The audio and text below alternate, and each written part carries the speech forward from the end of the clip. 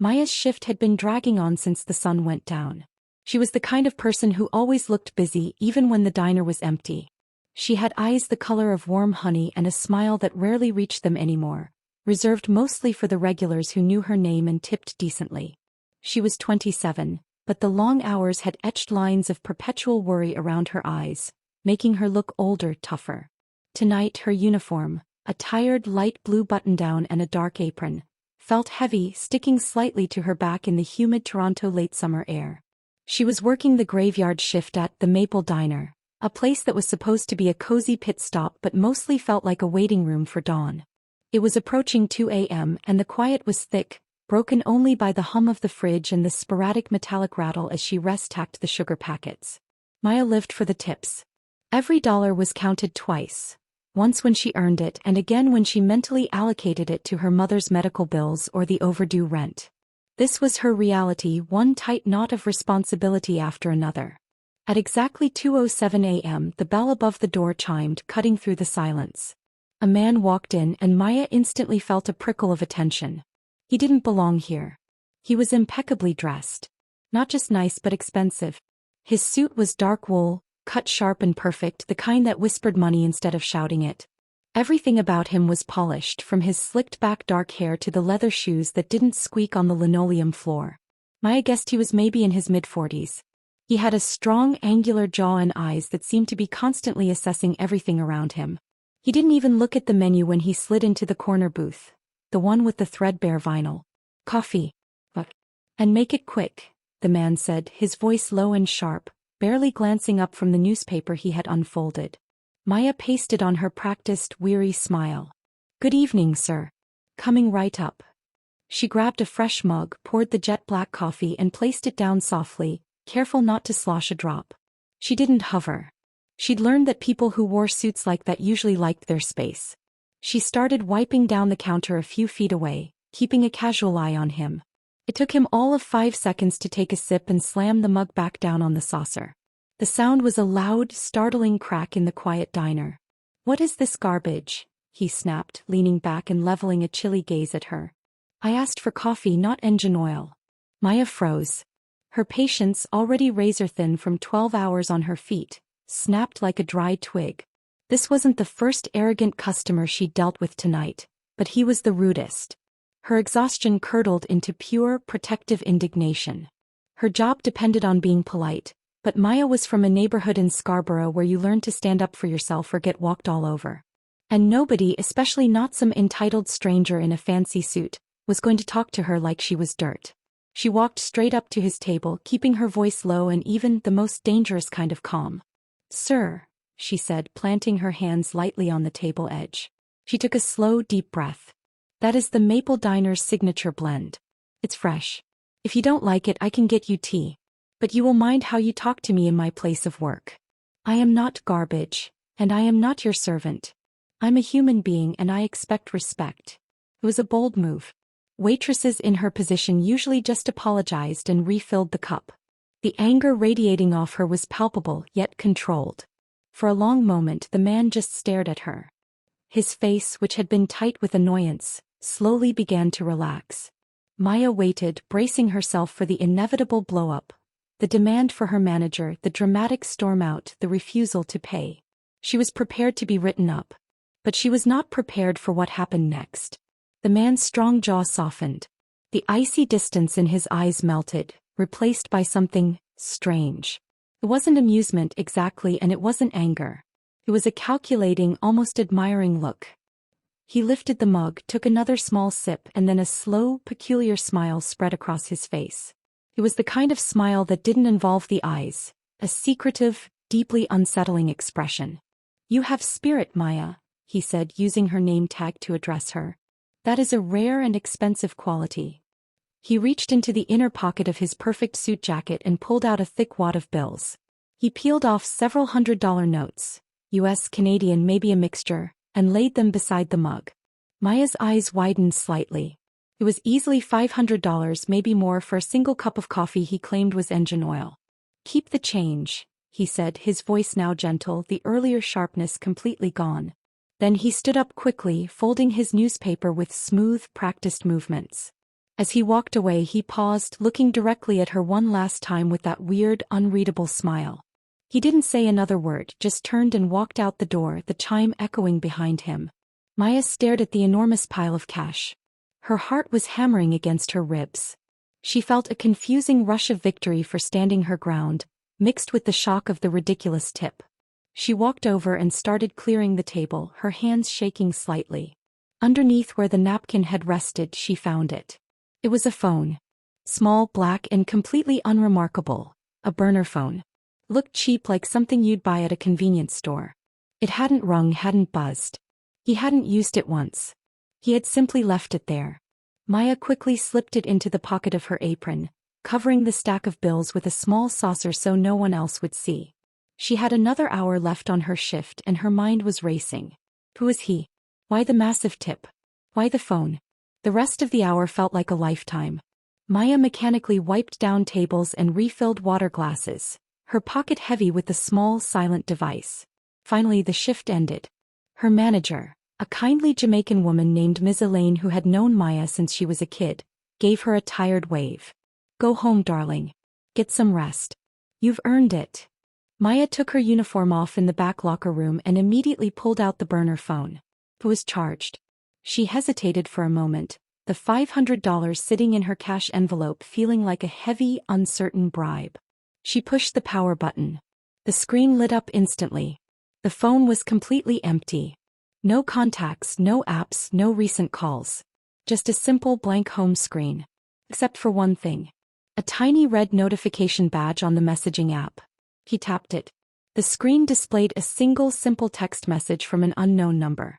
The words were stark white against the dark screen, shining with an unnerving intensity. "Wait for my call." Maya stood there, the cool air of the locker room raising goosebumps on her arms. The anger she had felt earlier was gone, replaced by a consuming rush of adrenaline. This was no accident. The argument, the smile, the tip, it had all been a test. A calculated move to see if she was the kind of person who would push back. She looked down at the envelope filled with the stranger's money. It was more than she made in a week. Could pay the bills. It felt like a trap, yes, but it also felt like a door had just creaked open. A door away from the endless grind of coffee fumes and aching feet. For Maya, who had always had to fight just to keep her head above water, the note wasn't a threat. It was a sudden, thrilling promise of change. She didn't know who he was or what he wanted. Maybe it was trouble. Maybe it was a chance. But as she walked out into the cool, silent city, clutching the heavy envelope and the silent phone, a powerful new feeling settled over her. She had been strong enough to stand up to him, and now perhaps that strength was finally going to be rewarded. For the first time in a very long time, Maya didn't just feel tired. She felt an unfamiliar, bright spark of hope. She was ready to wait. She was ready for whatever came next. Maya walked out of the bright, humming warmth of the Maple Diner and into the cool, silent breath of the Toronto night. The air was thick with the scent of exhaust and damp leaves. She felt wired, too keyed up to go home and pretend this night had been normal. She needed a moment to breathe, to feel the weight of the $500 in her bag and the strange, silent phone in her hand. She didn't walk far. A block away there was a small, quiet parquet, just a few benches tucked behind a fence. She sat down, the worn wood cool beneath her, and pulled out the burner phone. It felt cheap and dead in her palm, yet it held the key to a door she didn't even know existed an hour ago. She kept staring at the single message. "Wait for my call." What was this? A prank? A threat?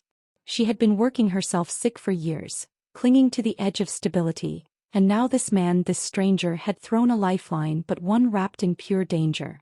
The money was real, though. That was the only solid thing in this confusing mess. She thought of her mother, needing medication she couldn't afford, and her resolve solidified. She couldn't throw this chance away, not even if it was terrifying. She was waiting. The silence was almost painful. The phone had been asleep for 10 minutes when it suddenly exploded into noise. It wasn't a melodic ringtone. It was a loud, jarring, old-fashioned electronic trill, the kind that sounded urgent and panicked. Maya nearly dropped the device. Her heart leaped into her throat, a dry, frantic thing. The screen showed unknown number. She hesitated, her finger hovering over the screen. This was it. The call she had been waiting for, the one that might change everything or ruin everything. Taking another deep breath, she slid her finger across the screen to answer. Hello. Her voice was thin, a nervous whisper swallowed by the night air. Why, it was him. The man from the diner. His voice was no longer sharp or snappy. It was utterly calm, almost soothing, which somehow made it even more unsettling. It took you a moment to answer, he noted, his tone observational, not critical. I knew you would pick up. You took the tip, Maya. That means you made a choice. Maya's mind was racing. Who are you? And why are you leaving me money in this phone? Is this some kind of joke? My name is unimportant right now, he replied, and she could hear a faint traffic hum in the background on his end, suggesting he was still moving. The money is payment. For your courage and for what I am about to ask you to do. Which is nothing, actually. Nothing? I'm sitting here with a phone that just told me to wait for your call. What do you want? She demanded, trying to find her steady voice again. He sighed, a light, almost weary sound. I want you to forget me. Entirely. I want you to remember the money, use it wisely, and forget the man who gave it to you. I can't just forget you after that performance in the diner. You were testing me, weren't you? A small test. Yes. I needed to know you wouldn't break under pressure. You passed, Maya. Very few people do. His voice dropped, becoming serious and intensely focused. Listen to me now. This is the only warning you will receive. I am in a situation that is complicated. People are looking for me. Dangerous people. People who do not take rejection well and who move very quickly. Maya gripped the phone so tightly her knuckles were white. The calm way he said, dangerous people, made the hair stand up on her arms. It wasn't movie talk. It sounded like a statement of fact, delivered with the casual authority of someone who deals with danger every day. They will likely try to find me by tracking my last known movements. The Maple Diner is the last public place I was seen. They will question the staff. Question? What kind of question? She stammered. Thorough questions. Intimidating questions. They will ask for my name, my car, what I ordered if I mentioned anyone. They will mention my name. It's Thorne, by the way. Mr. Thorne. And what am I supposed to say, Mr. Thorne? I barely know you, she whispered fiercely. You say exactly that. That you barely know me. You say nothing, Maya. You tell them you served a man in a nice suit, he complained, he tipped well, and he left. That is all. You did not notice the phone. You did not speak to him beyond the minimum required. You tell them nothing about this call, this phone, or the unusual amount of money. Do you understand? Your life and the continued well-being of your family may depend on your ability to simply forget that I existed. The calmness in his voice was terrifying because it suggested the danger was not potential but imminent. He wasn't giving her advice, he was giving her a survival directive. Why involve me? Why didn't you just walk away? Because I saw that spirit, Maya. And frankly, I needed a way to buy myself 5 minutes of distraction. You were an opportunity. I apologize for the risk, but the reward is yours to keep, provided you are silent. Say absolutely nothing. Let the money pay for your forgetfulness. He gave her no time to respond further. He didn't say goodbye. He just clicked off. The line went dead, leaving behind a silence more profound and heavy than before. Maya stared at the dead screen, her breath hitching in her chest. She was shaking now, not from cold but from sheer terror. She felt sick. $500 suddenly felt like a heavy, poisoned lead weight. She quickly shoved the phone deep into her bag under a stack of receipts and her bus pass. She stood up, needing to move, needing to get home. She took 2 steps before she stopped dead, frozen by a horrifying, cold certainty. She had been sitting just a block away in the quiet shadows, looking towards the brightly lit face of the diner. And that's when she saw them. 2 figures were walking purposefully across the diner parking lot, moving with a synchronized heavy precision that spoke of training and serious intent. They weren't wearing suits like Mr. Thorne. They wore dark leather jackets and dark shirts, blending into the shadows but standing out due to their sheer presence. They were both large men built like brick walls, with faces that looked like they had been carved from granite. They didn't stroll, they patrolled. Their eyes were scanning the street, and they moved with the contained energy of predators on a hunt. One of them, the taller one with a scar running across his eyebrow, pushed the diner door open without bothering to look down. The chime rang, a cheerful, misplaced sound. Maya saw them walk directly up to the counter, where Miss Elaine was reading a paperback, waiting out the last hour of her shift. Maya instinctively sank back into the deepest shadow behind the parquet fence, her heart pounding a frantic drum against her ribs. She couldn't hear their words, but she saw the taller man lean in, his demeanor utterly devoid of politeness. She watched Miss Elaine's shoulders tense, her face suddenly pale with alarm. Then the taller man reached into his coat pocket and pulled out a small, framed photo. He showed it to Miss Elaine. Even from this distance, Maya knew who was in that picture. Mr. Thorne. The two men were here. Already. Moments after the phone call. A cold wave of paralyzing fear washed over her, but it quickly mixed with a burning white-hot rush of adrenaline. He hadn't been lying. This was real. She had stood up to one dangerous man and now two more had arrived. But in that dark, frightening moment, Maya didn't collapse. She didn't panic. The fear was still there, but beneath it, a tiny, hard kernel of resolve began to form. She had been warned. She had $500. And she was alive. She had been given a test and now she was facing the final exam. She realized the hope she felt wasn't tied to the money, but to the fact that she had been deemed worthy of this warning. She was a survivor. She carefully, silently, turned on her heel and slipped away from the parquet. She would keep the money. She would use it to get her mom's medicine. And she would follow Mr. Thorne's instructions to the letter. She would say nothing. She would forget she ever saw him. As she walked quickly and steadily towards home, disappearing into the maze of backstreets, Maya realized she was terrified, yes, but she was also incredibly, fiercely determined to survive this. And she would. Her hope was now a weapon sharp and ready. Maya had managed to slip away from the parquet and circle back behind the Maple Diner. Her body was screaming at her to run, to go home and lock the door, but her mind was fixed on one chilling detail. Her wallet, her house keys, and her transit pass were still in her locker in the back. If she didn't get them, she couldn't even get home, let alone go to work tomorrow. She couldn't afford to lose her job over one strange man. She used the shadowy delivery alley, moving like a ghost. The only light came from the bare, buzzing bulb over the back door. She pushed the metal door open just a crack, listening. Silence. She slipped inside. The kitchen was dark and quiet, smelling faintly of bleach and stale grease. She hurried past the prep station and into the narrow corridor that led to the staff room, her feet silent on the cold tile floor. Relief was just starting to wash over her when a voice, deep and smooth like sandpaper, cut through the quiet. Looking for this doll? Maya froze instantly. She hadn't heard them move. She slowly turned and found herself face to face with the two men she had seen enter the diner. They were standing shoulder to shoulder, blocking the hallway entrance. They must have been waiting for her. The man who had spoken, the taller one with the scarred eyebrow, she mentally called him Leo, held a small, worn photograph between his thumb and forefinger. His partner, a blocky, silent man whose eyes never left her face, stood guard, his arms crossed over his thick chest. They looked even bigger, even more menacing, up close. Maya forced herself to breathe. She recalled Mr. Thorne's calming voice. "You say nothing."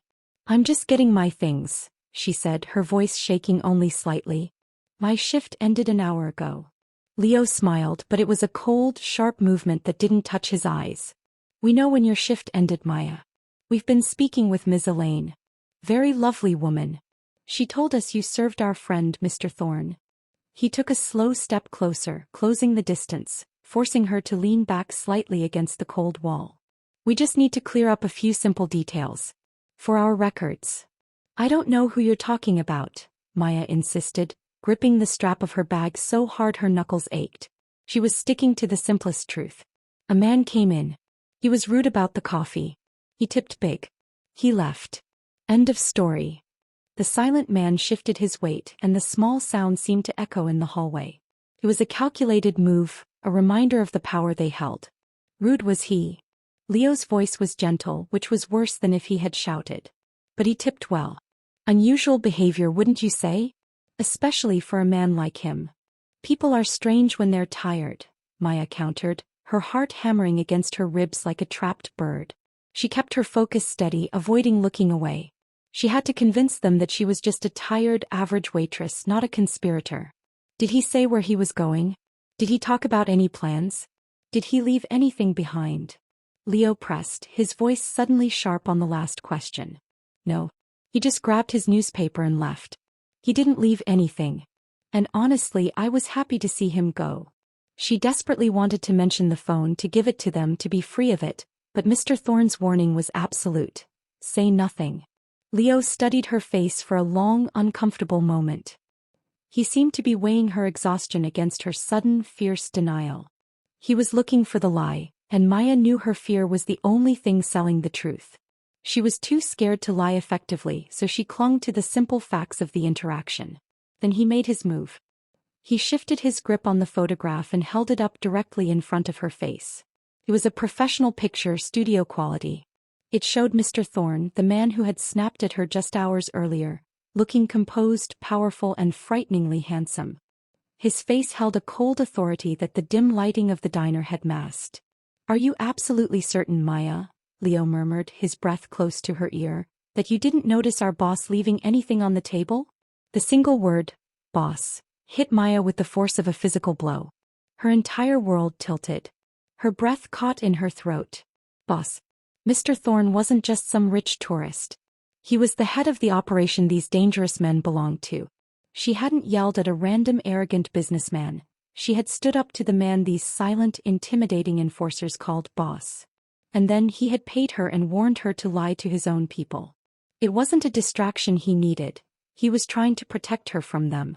Or maybe he was testing his own people's loyalty, seeing if they could track his movements without his knowledge. The sheer complexity of it made her head spin. Mr. Thorne had deliberately set her up as a silent shield, betting his life, or perhaps just a few hours of freedom, on her courage and silence. Maya's eyes were wide, staring from the picture to Leo's menacing face. The stunning realization of who Mr. Thorne was and what this all meant was so overwhelming that she nearly spoke, nearly gasped out her shock. But before she could let out the stunned, dangerous word, before she could confirm or deny anything based on this new, terrifying knowledge, Leo moved again with blinding speed. With a final, chilling glance at the picture, he gave a harsh, disgusted sound as if the image itself was toxic. He took the photo, brought it up to his mouth, and tore it cleanly in half with a quick, savage rip. Then he tore the pieces again and again, reducing the expensive photograph to tiny, worthless shreds of glossy paper. He didn't drop them. He crumpled the confetti into a tight, hard ball in his scarred hand, squeezing until the picture of their boss was just a single ruined lump. "Forget this man," Leo commanded, his voice now a low growl of finality. "Forget you saw him. Forget we were here. We have everything we need from Ms. Elaine, and frankly, we have wasted enough time on cheap coffee." The silent man stepped forward, opening the back door for Leo. Leo walked past Maya, his jacket brushing against her arm, leaving a momentary chill that felt deeper than the night air. "A smart girl like you, Maya," he said, pausing just outside the door, the bright back alley light momentarily outlining his menacing silhouette. "You keep your eyes on the counter and your mouth shut. Keep doing that and you'll be fine." Then they were gone. The back door clicked shut, leaving Maya alone in the dark, silent corridor. She slumped against the wall, taking shuddering, deep breaths. Her heart was still frantic, but her muscles were starting to loosen from the rigid tension. She hadn't said a word about the phone or the message. She had stuck to the story. She had survived. The knowledge was overwhelming, but as the initial terror receded, a strange, powerful sensation took its place. She had looked two truly dangerous men in the eye and lied successfully. Mr. Thorne, the powerful boss, had bet on her, the invisible waitress, to keep his secret, and she had won. She might be involved in something terrifying, something far bigger than the Maple Diner, but she wasn't a victim. She was a player, however small. The realization wasn't comforting, but it was empowering. The $500 suddenly felt less like a bribe and more like a badge of honor, proof of her resilience. Maya straightened up, retrieved her belongings, and walked out into the night, no longer just a tired waitress but a woman with a dangerous secret, and the fierce, determined hope to use that secret to protect her future. She was still standing, and that was a victory in itself. Maya didn't walk with the easy, rolling gait of a tired woman anymore. She moved with the rigid tension of a wire pulled too tight, her senses buzzing, her heart still trying to climb out of her throat. She had survived the interrogation. She had stared down the two terrifying men who called the rude stranger their boss. The word boss was still echoing in her head, a heavy, cold reminder of the danger she was now swimming in. She was halfway down the quiet, tree-lined street, heading toward the subway station, when a soft voice sliced through the late-night silence. You did well, Maya. She stopped instantly, spinning around, her fear spiking into pure, protective adrenaline. He was there. Mr. Thorne. He was leaning against the cold stone wall of a closed dry cleaner, his perfect suit now slightly rumpled, his dark hair a little disheveled, catching the faint orange glow of a distant street lamp. He looked less like a powerful boss and more like a man who had been running for a very long time. His eyes, usually calculating, held a stark, raw exhaustion. He hadn't just appeared. He must have been hiding nearby, watching the two men leave the diner. You, she whispered, her voice laced with sudden, intense fury. You absolute liar. You sent those wolves to me. They called you their boss. You put my life in danger for a cheap test. He pushed off the wall and took a hesitant step toward her, his hands held up in a placating gesture. You need to keep your voice down. And yes, I did. I needed to know if you would break or if you would follow my instruction to the letter. Why? She demanded, her voice raw. Why me? And why are you still here? You told me to forget you. Mr. Thorne, she couldn't think of him by his real name yet, the one she didn't know, closed the final distance between them, his face grave. He didn't look arrogant now. He looked desperate and deeply afraid. I had to see if my gamble paid off. And it did. But you need to know the truth now because you're no longer just a waitress I tipped. He paused, looking around the street nervously, his gaze lingering on the shadows. He took a slow, agonizing breath, the sound loud in the quiet street. They called me their boss, didn't they? Leo and the other one. They showed you my picture. Maya nodded, her eyes narrowed, waiting for the apology she knew would never come. Maya, he said, his voice dropping to a low, intense whisper that commanded all of her attention. I am not their boss. I am not the real Mr. Thorne. The world seemed to spin on its axis. The statement was so monumental, so ridiculous, yet delivered with such utter sincerity, that Maya felt a dizzying pressure behind her eyes. Everything she thought she knew, everything she had just risked her life to conceal, was based on a lie. What are you talking about? She stammered. I am an imposter, he admitted, the word hanging heavy in the air. The man you scolded for the coffee? My name is Elias Vance. I am or was an analyst who worked for the organization. For the real Mr. Thorne. I was his right-hand man, the one who handled the logistics, the paperwork, the quiet things that keep men like Leo paid and organized. He ran a weary hand through his hair, suddenly looking fragile. The real Mr. Thorne, my boss, is powerful, ruthless, and highly paranoid. I discovered something about his finances, something huge and unforgivable. I found evidence that he was planning to eliminate a number of key people, starting with me, to cover his tracks. So you ran? Maya asked, trying to keep up. I ran, but I couldn't just disappear. If the Real boss thinks I've vanished, he tracks me down and kills me quickly. But if I pretend to be him, if I start showing up in his usual spots, acting strange, changing my routines, throwing confusion into the system, it buys me time. It makes him think I'm trying to challenge him, to seize control. It creates chaos, and chaos is the only safe place I have left. He stepped closer, his voice pleading now. I'm wearing his clothes, I'm using his movements, I'm even using his anger. I'm impersonating the Mafia boss because the only way I can stay alive is if the Real boss thinks I'm already dead, or that I'm trying to stage a coup. I'm hiding in plain sight, hoping the internal paranoia destroys him before his men find me. The truth was a heavy, cold blanket thrown over Maya. She had faced Leo and the silent man, risking everything for a man who wasn't even the figure of power she thought he was. He was just an analyst, a fugitive, a terrified man in an expensive disguise. The phone, she realized, her voice hollow. That was all just to set a trap for his men, wasn't it? To see if they were tracking his last movements closely. Exactly, Elias confirmed, looking miserable. It was a necessary, horrible risk. I needed a blind spot. I needed to leave a trace, but one that was guarded by someone they wouldn't expect to be loyal. Someone who stood up to me. You were the perfect shield. I bet $500 on your courage, and I was right. Maya felt the blood drain from her face. Her anger evaporated, replaced by a deep, hollow realization of danger. She had successfully lied to two killers, not to protect a powerful man, but to protect a desperate, fake one. And the situation was about to get much, much worse. But now you're involved, Maya. Deeply, Elias whispered, leaning in so their heads were almost touching, sharing the terrible secret. Leo and the other man saw you. They saw your denial. They saw how convincing you were when you protected me. They know I was here and they know you stuck to the story even when Leo used the word boss to try and break you. He pulled back, his eyes flashing with renewed urgency.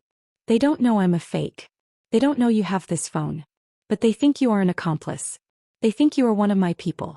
They think you are helping the imposter boss defy the real Mr. Thorne. They won't forget your face, Maya. You are now a liability to them. The fear was crushing, suffocating. She was a waitress and now, by pure, terrible accident, she was a reluctant foot soldier in a deadly mafia power struggle. She could feel the panic rising, urging her to scream, to run. But then she looked at Elias. He was terrified, yes, but he was also smart and resourceful. He had survived so far by being one step ahead. And then she looked inward. She remembered the fire she felt when she told Leo, "I'm a human being and I expect respect." She had just faced down a mafia interrogation and won. The truth had overwhelmed her, but the new reality offered a brutal clarity. Running was useless, they would find her. Her only way out was forward. She had money for protection and information from the man hiding in the suit. Her hope wasn't just about paying bills anymore. It was about survival. Maya straightened her spine, pulling herself away from the wall. The fear didn't vanish, but it was channeled, sharpened. "Okay, Elias," she said, her voice quiet but steady, using his real name for the first time. "You bet on my courage. Fine. But now we are going to bet on my survival. You made me a player in this horrible game. Now you tell me the next move. We figure out how to keep me safe and how to stay ahead of the man who wants to be boss." The look on Elias's face changed instantly. The desperation faded, replaced by profound relief and a flicker of admiration. He saw not just a frightened waitress but a partner in survival. Maya didn't know how they would win, but in that dark alley she made a fierce, profound choice. She chose to fight the hopelessness, to rely on her own quick wits, and to walk forward with this terrified imposter. She had hope and now she had a terrifying purpose. The confession had stopped Maya's panic and replaced it with a sharp, focused terror. She and Elias were standing close together in the shadows, hastily formulating the first terrible steps of a desperate plan. Maya was clutching the burner phone. "You need to hide," she whispered, her eyes constantly scanning the street. "If they circle back and see you after I just told them you left, we're both dead. Where are you going?" Elias, the fake Mr. Thorne, looked haggard, the mask of the powerful boss finally slipping to reveal the scared man beneath. "The burner phone, it's useless now. They know I was here. I have to change cars, change cities. But you, Maya, you go home. You keep the money. You forget both of us." "I can't forget you," she snapped back, the fear making her bold. "They think I helped you. Leo saw me. I'm already marked."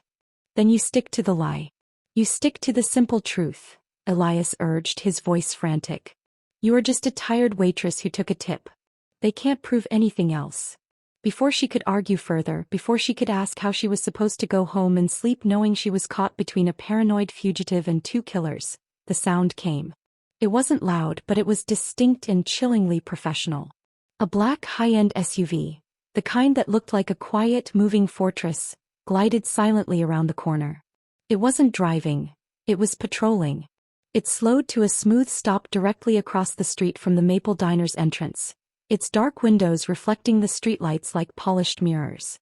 There was no squealing of tires, no loud engine noise, just the whisper of expensive mechanics. Elias gasped, a dry, choked sound of pure horror. "That's not Leo's transport. That's the real one. That's his personal vehicle." He didn't wait. He didn't say goodbye. Elias turned and melted into the deep, confusing shadows of a narrow alleyway between the dry cleaner and a vacant store, moving with the practiced urgency of a rat fleeing a cat. One moment he was there, a desperate accomplice. The next he was gone, leaving Maya alone to face the impending storm. The driver's door opened first and a massive man, wearing a perfectly fitted uniform, stepped out. He was professional and sterile, immediately confirming this was an operation far beyond Leo's street-level intimidation. He walked around and opened the rear passenger door with a gesture of silent reverence. Then the real boss emerged. He was nothing like Elias Vance, the imposter. Elias had been sharp, angular, and prone to the dramatic snap. This man, Mr. Victor Thorne, was smooth, broad, and utterly silent in his power. He was perhaps a decade older than Elias, with distinguished silver threading through his dark hair, giving him the appearance of a revered university professor or a respected judge. His suit was a lighter gray, flawlessly tailored, and he wore his authority like a finely spun cloak. He didn't swagger. He didn't even look around quickly searching. He simply stood there, letting the silence and his presence do the work. He commanded the space simply by existing in it. Maya could feel the difference instantly. A cold, sickening realization that Elias was a terrified mimic, while this man was the original terrifying source. Mr. Victor Thorne gave a polite, almost amused nod to the closed diner, where a light was still on in the back kitchen. He didn't need to ask if the place was busy. He knew the answer. He then calmly stepped off the curb and began walking, not toward the diner, but toward where Elias had been standing just moments before.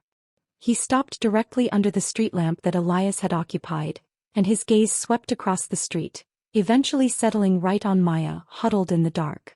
She couldn't move. Her feet felt bolted to the pavement.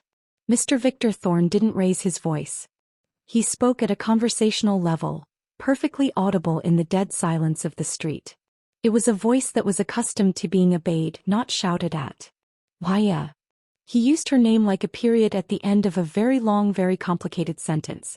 It wasn't a question. It was a statement of fact. I know who you are and I know where you are. He took one slow, deliberate step towards her shadow. I understand that you have had a rather eventful shift this evening, he continued, his tone smooth, almost kindly. First, you had the displeasure of meeting my little shadow. The phrase, little shadow, felt like a physical knife twisting in her gut. He knew Elias was impersonating him. He knew every step Elias had taken, and he knew Elias had tried to use her as a diversion. The chilling composure in his voice was leagues more frightening than Leo's raw threat. This was a man who planned his threats 5 moves in advance. Maya forced herself to push off the wall, standing straight despite the trembling in her legs. She had to deny everything. She had to hold the line, exactly as Elias and his instructions had told her to. Sir, I don't know who you are or what you mean, she managed, her voice steadier than she felt. If this is about the 2 men who were here earlier, I told them I just served a man who was rude about his coffee. So, I've just finished my shift and I need to go home. Mr. Victor Thorne listened, his eyes calm and unblinking, like those of a patient predator. He let her finish, not interrupting her desperate, flimsy lie. Ah, the rude man, he acknowledged, tilting his head slightly. Yes. He can be quite theatrical when he's stressed. That is his way. I know he left you a gift. I know he gave you instructions. And I know that 2 of my less diplomatic employees made you very uncomfortable trying to retrieve what he left behind. He paused, letting the weight of his total knowledge settle upon her. But the truth, Maya, is that I am not angry at you. I am simply clarifying the facts. The man you encountered, the one who tipped you so lavishly and then immediately ran, he is trying to make me look weak. He is trying to create trouble. And you, my dear, have unfortunately stepped directly into the crossfire of our disagreement. He sighed, a light, almost sorrowful sound. My little shadow told you to say nothing. And you followed his instructions. That tells me a great deal about your loyalty, or perhaps about the quality of the money he offered you. Maya's mind was screaming. Elias was right, she was trapped. But the reality was worse than she imagined. She wasn't caught between a fugitive and his pursuers. She was caught between a paranoid boss who was using his shadow as a shield, and a legitimate, terrifying criminal mastermind who saw both of them as mere chess pieces. The immense gravity of her situation, facing the real power behind the threats, was overwhelming. The safety of her routine, her life, her mother had been shattered. I am trapped. I am completely, utterly cornered. But as the real boss watched her, waiting for her to break, Maya didn't collapse. She looked at his calm, cruel eyes and realized this was the ultimate test. Elias had told her to lie, but this man, the true source of power, already knew the lie. Her only option wasn't to deny, but to become useful. She had to pivot her fear into strategic action. With a sudden, cold wave of clarity, Maya realized what she had to do next to survive this moment. She looked at Mr. Victor Thorne and gave him a tiny, fractional nod, a gesture of acknowledgement, not surrender. I understand, sir, she said, her voice now flat and carefully neutral. I understand the situation. I only want to survive it.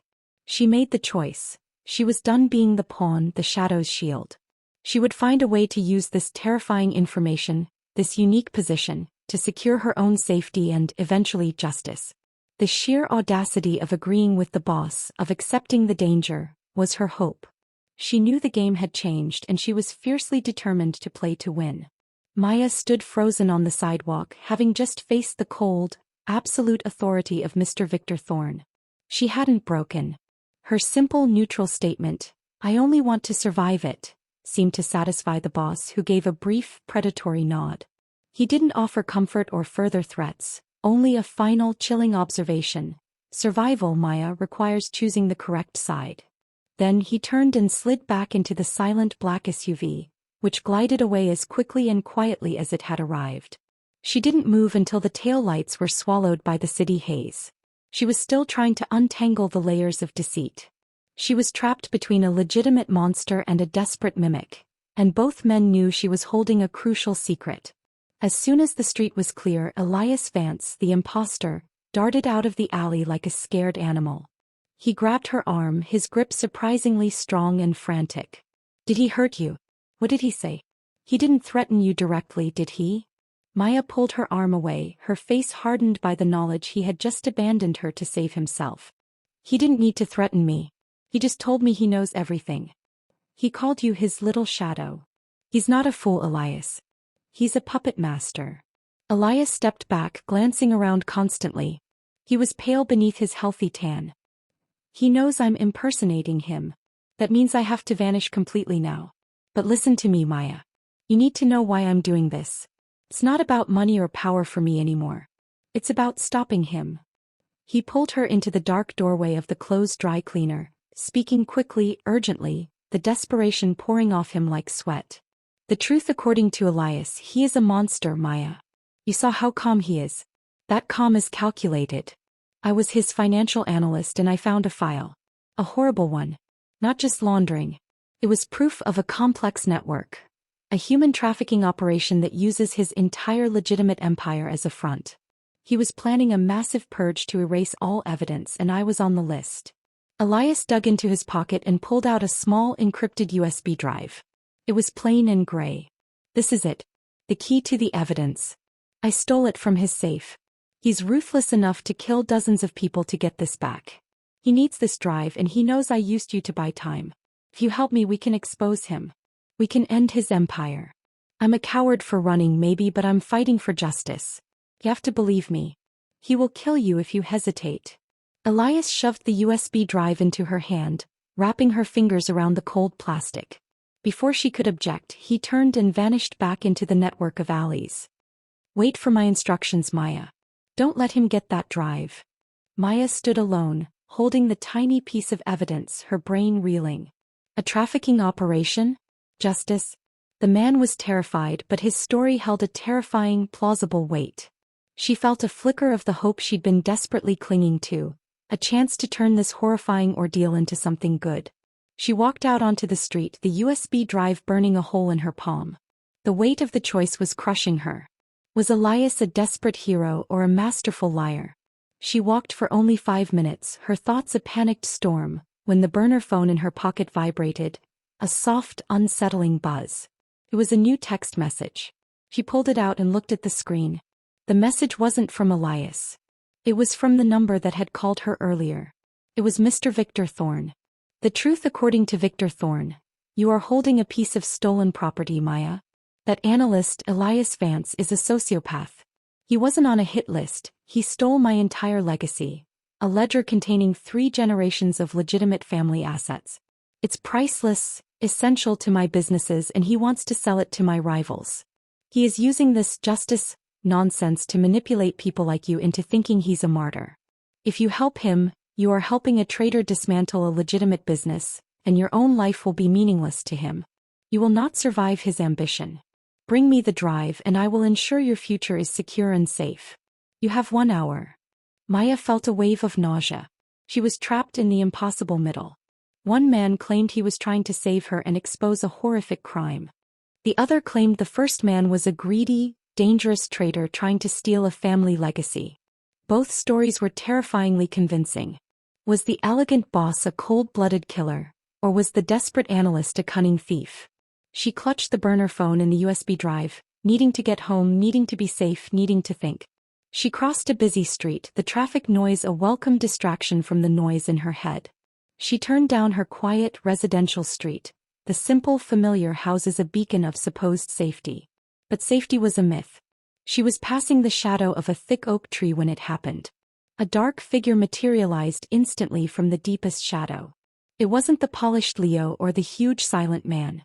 This was someone new, a figure dressed in black, moving with a silent, deadly purpose. Before Maya could react, a massive hand clamped over her mouth, muffling her scream, and a thick arm wrapped around her chest, lifting her clean off her feet. She gasped, inhaling dust and fear. The man was strong, inhumanly so, dragging her backward into the dark space between two parked cars. They are here. Both men were right. I am a target. Panic seized her, but the fear that had been building since she saw the first well-dressed stranger finally broke the dam of her exhaustion, transforming into pure visceral survival instinct. She couldn't afford to be kidnapped, she had to get home. Her mother needed her. She remembered a self-defense lesson she'd taken years ago at the community center. She drove her heel down with all her force onto the kidnapper's instep, grinding her shoe into the bone. The man grunted, his grip momentarily loosening. Maya didn't hesitate. She threw her head back, connecting hard with his face, then twisted with every ounce of strength she possessed. The breath whooshed out of the man as she slipped free of the arm around her chest. She sprinted, pushing herself faster than she ever thought possible, not looking back. She heard a frustrated curse and the sound of heavy footsteps briefly behind her, but she didn't slow down until she reached her front porch. Slamming the door behind her and sliding the heavy chain bolt into place, Maya collapsed against the wood, gasping for air.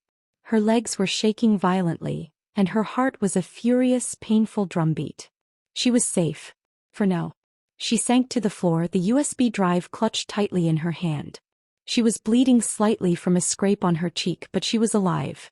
The terror of the kidnapping attempt, the sudden, brutal confirmation of her danger, shook her to her core. She had been warned, but nothing prepares you for the moment someone tries to erase you.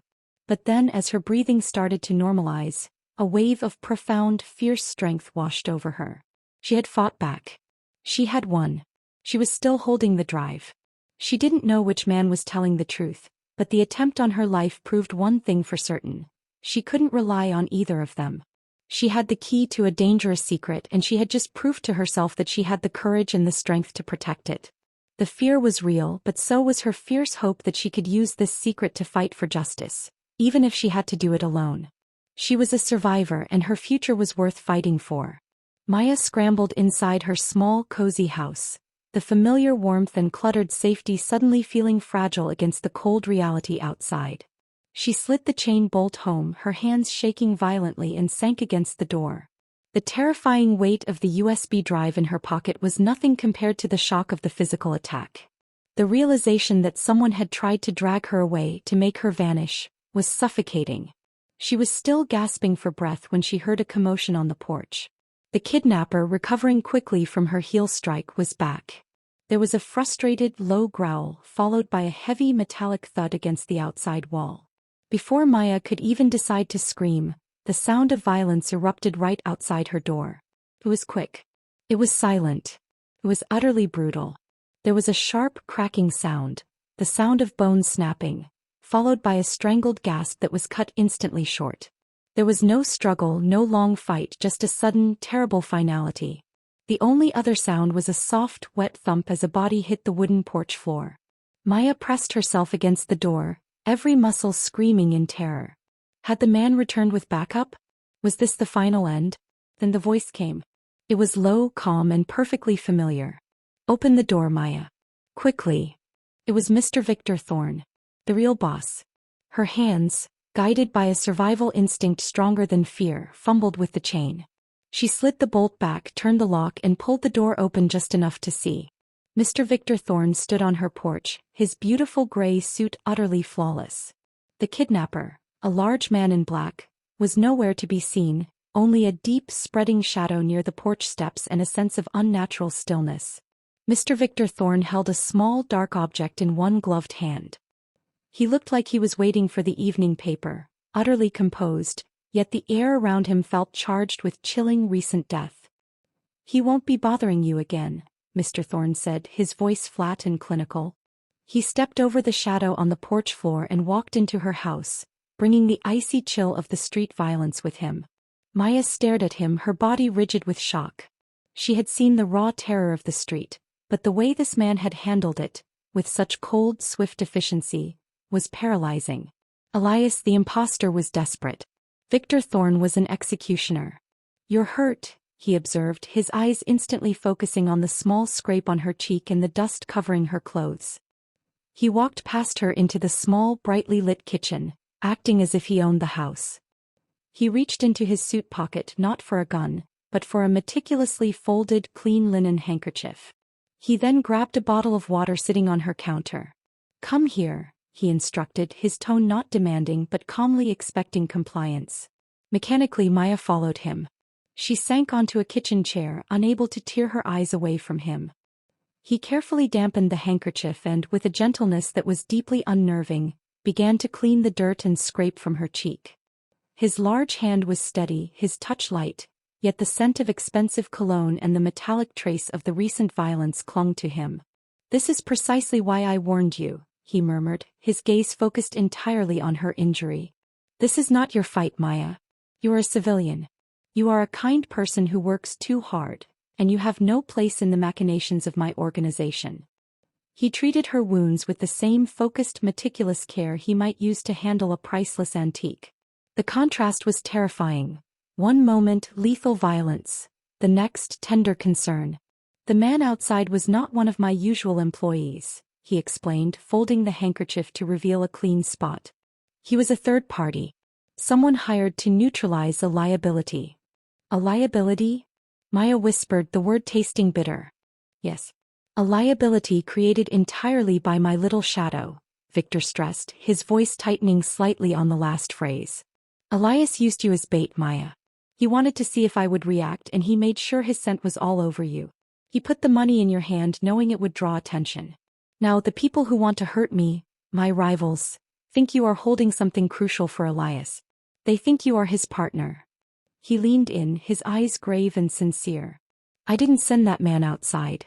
I found him, dispatched him, and ensured your safety. I am here because I needed to neutralize the danger that Elias's recklessness brought to your doorstep. You are only in danger because you chose to stick your hand out for a man who is a traitor and a desperate thief." He pulled away, looking regretful. "Give me what he gave you, Maya.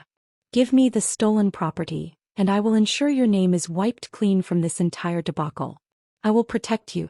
I will guarantee your safety."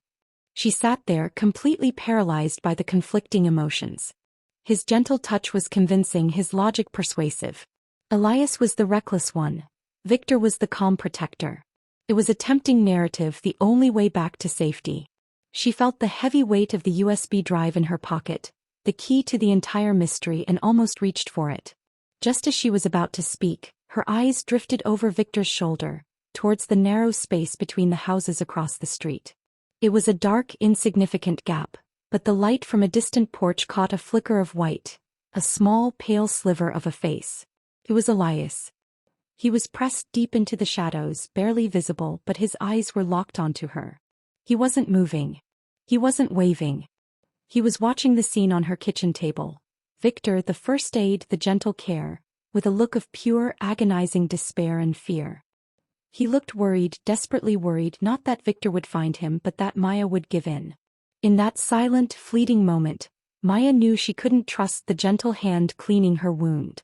Elias was a fake, a frantic thief, but he was watching because he genuinely believed that USB drive held something worth dying for, not just for him but for a greater cause.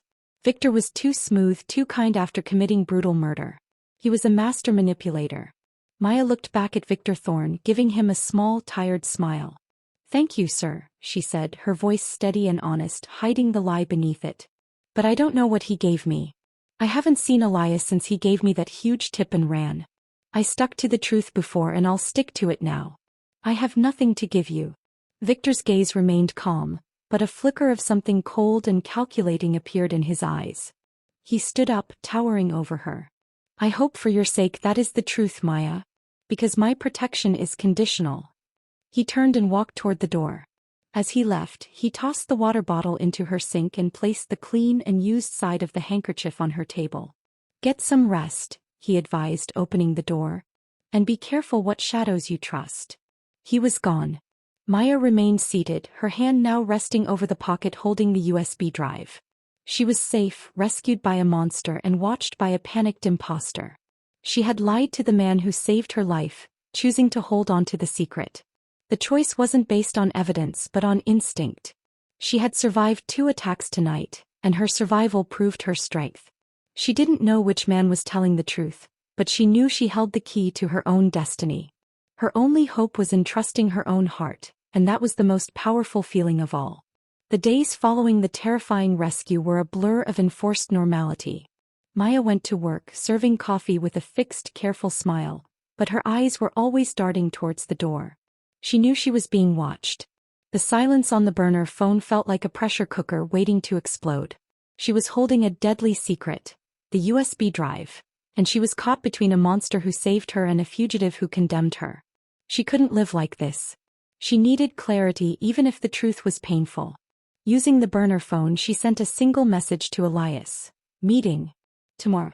10 a.m. Rouge Valley Park. Rouge Valley Park, a large, sprawling ravine park in Toronto, was too big to control, too public for a discreet ambush. It was the only place she felt she had a chance to control the narrative. The next morning, under a sky that looked heavy and gray, Elias Vance found her waiting alone on a quiet bench overlooking the river. He was wearing clothes that looked slightly cheaper, less like the expensive suits of Mr. Thorne. He looked drawn, exhausted, and desperately sad. You shouldn't have come here, he said, his voice raw. I had to, Maya replied, clutching her coffee cup for warmth. The man you call the real boss saved my life last night. He claims you're a thief and a reckless liar. He claims the danger is all your fault. Before I decide which of you I'm running from, or which I'm going to bury, I deserve the full real story. Not just the analyst's panicked escape plan. Elias sighed, running his hands over his tired face. He sat down heavily on the bench, looking at the gray water below. He was my brother, Elias confessed, the words quiet and heavy with pain. Not by blood but closer than blood. Victor and I grew up together, raised in the family side by side. My parents worked for the original boss, Victor's father, and when his father died, Victor took the reins. We shared everything. Our plans, our ambitions, our secrets. Maya listened, her expression unreadable. This wasn't the analyst's story. This was a personal tragedy. I was his logistics officer. His strategist. I handled the money and the paperwork for all the legitimate businesses he used to mask the dark side. We were a perfect team. He was the face, I was the brain.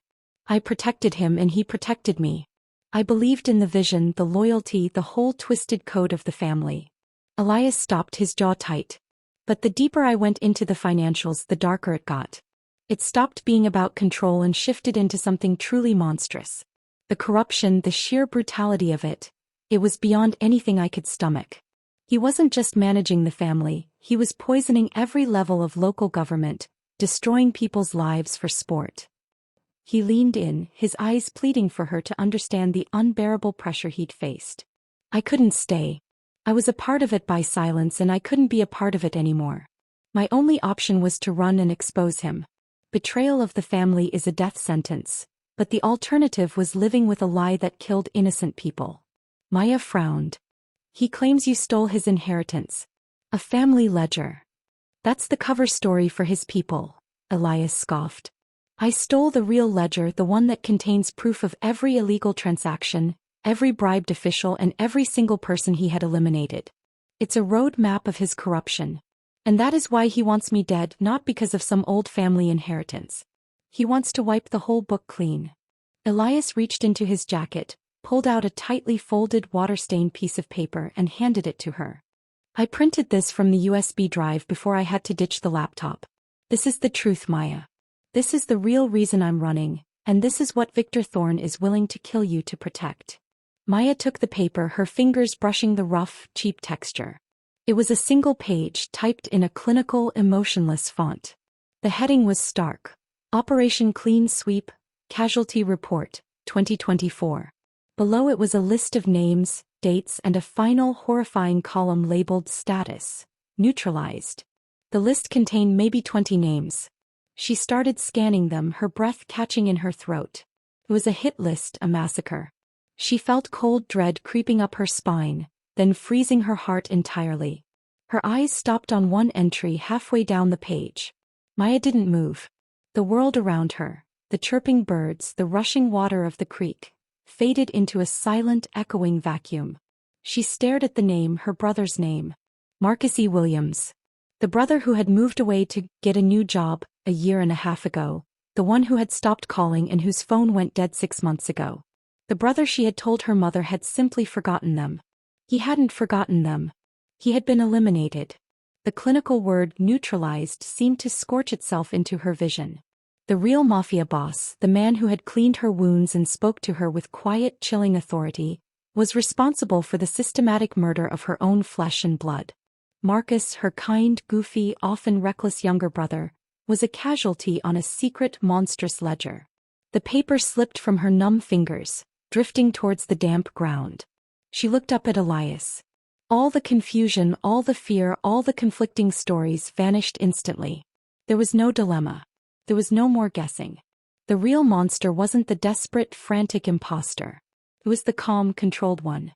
A profound, sickening wave of grief and betrayal washed over her, followed by a fierce, icy clarity that transcended all logic. Her hands curled into fists, shaking not from fear, but from a sudden, pure, cold rage. The man who had gently wiped the dirt from her cheek had ordered her brother's execution. Elias, seeing the sudden shift in her eyes, from confusion to cold, consuming fury, didn't try to touch her. He just watched, his own face mirroring her pain. "I didn't know he was your brother, Maya," Elias whispered, his voice cracking with genuine remorse. "I swear I didn't. I just knew he was one of the innocents Victor eliminated to cover the real operation."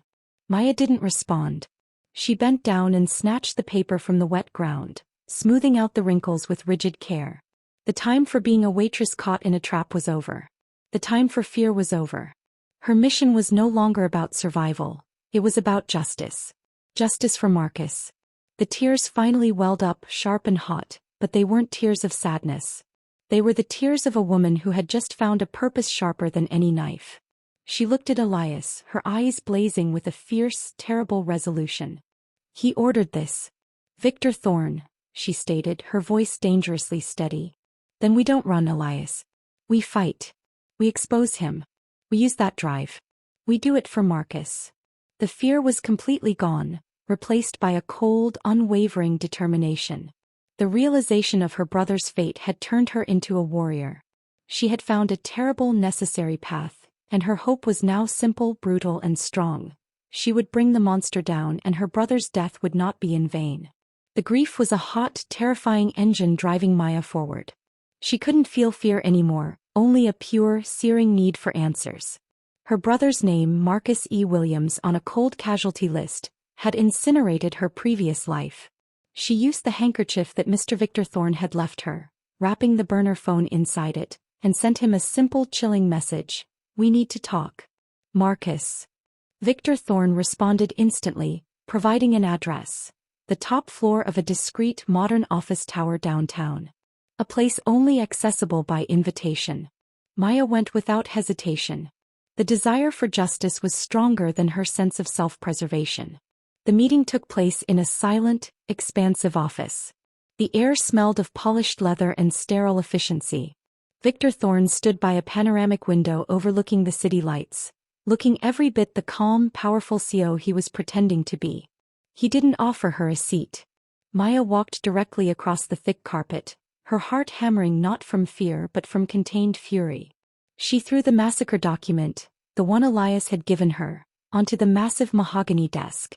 "My brother Marcus Williams," Maya demanded, her voice dangerously low.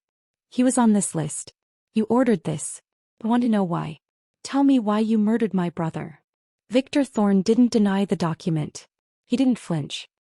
He walked over to the desk, picked up the paper, and looked at Marcus's name with an expression of deep, mournful regret that Maya found nauseating. "I regret the pain that list causes you, Maya," he said, his voice soft and resonant like a low cello note. "And yes, the execution order was given by me. It was necessary. It was tragic. But it was not murder. It was a triage decision to protect thousands of innocent lives." He placed the document down. "Your brother was not eliminated because he was innocent. He was eliminated because he became a liability and a serious threat to public safety." Victor walked to a sleek, metallic filing cabinet and retrieved a slim leather-bound folder. He opened it and slid several pages across the desk towards Maya. The truth according to Victor Thorne: Marcus wasn't a clerk or an analyst. He was involved in weapons trafficking. He was working for a rival faction who specializes in importing illegal, untraceable assault weapons into the country. Maya stared down at the documents. They were horrifyingly detailed. There were grainy photographs of Marcus standing in a warehouse, seemingly overseeing boxes. There were encrypted email transcripts discussing delivery schedules and units. Most damningly, there was a copy of a bank transfer receipt showing a massive wire payment to an account flagged by international law enforcement for terrorist financing. "Marcus was reckless," Victor continued, his voice heavy with false pity. "He was cutting corners and threatening to expose the entire supply chain. If he had gone through with his final shipment, he would have flooded the city streets with military-grade weapons, leading to countless casualties, including children. I gave him several warnings, but he refused to stop. He became a necessary excision, Maya. His death prevented a true massacre. I didn't want him dead, but I had a moral obligation to protect the common good." The weight of the evidence crushed Maya's certainty. The photographs looked real. The bank receipts looked authentic. The logical narrative, that a reckless brother spiraled into criminality, fit the pattern of Marcus's gradual withdrawal from the family. Victor's calm, regretful delivery made the terrible explanation utterly convincing. Could her brother, her kind but sometimes foolish brother, have truly fallen that far? She stumbled back, reeling from the psychological assault. Victor's version of the truth turned her righteous fury into sickening, confused doubt. "Take those files," Victor instructed gently. "Look at them. Process them. You will see that the man Elias Vance claims is a hero was actually a terrorist supplier. Elias is using your grief and your sense of justice to manipulate you into believing a conspiracy, when he's just trying to steal a legitimate ledger to pay off his own debts." Maya grabbed the files, stuffing them into her bag without another word. She couldn't trust her own tears or her own mind. She left the office, the elegant silence of the tower a profound contradiction to the horrible files she was carrying. Later that night, Maya was sitting at her kitchen table, staring at the damning evidence of Marcus's involvement in weapons trafficking. The shame and confusion were unbearable. Suddenly the burner phone buzzed. A file transfer. It was Elias. He had sent her the exact same files Victor Thorne had given her. The photos, the coded messages, the bank receipts. Every detail was identical. But Elias had added an attachment, a technical document detailing image and financial forgery, with highlighted areas pointing out the subtle digital inconsistencies in Victor's proof. "The truth according to Elias: he used my own expertise against you, Maya. I created files like this for him constantly to fool rivals and police. I know exactly how he layers the lie. Look at the shadows in the warehouse photo. They are inconsistent with the time code. The coded messages are authentic, but they were sent by Victor's men to Marcus, baiting him into a trap. And that bank transfer? It was Victor paying off Marcus's massive gambling debts, using it as leverage to force him into compliance, then framing him when he refused. The new revelation was a physical shock. The photos, the receipts, they were all real, but their meaning had been inverted. The evidence didn't prove Marcus was a trafficker. It proved Victor was a meticulous manipulator who had orchestrated Marcus's downfall and then his death.